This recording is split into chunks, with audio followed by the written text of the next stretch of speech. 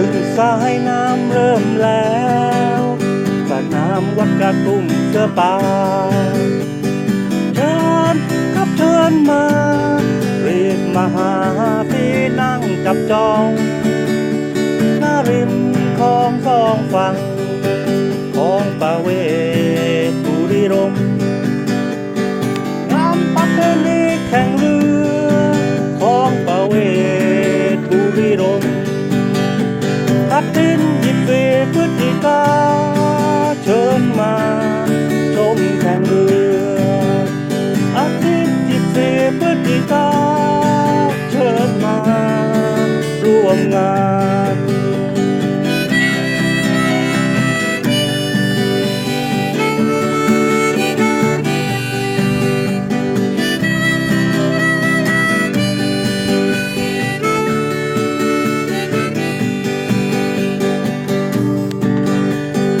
ซึ่งสายน้ำเริ่มแล้วเรือเพียวเรือมาดเรือยาว7 ฝีพาย12 ฝีพายมากมายหลายรายการแข่งเรือหัวใบท้ายบอ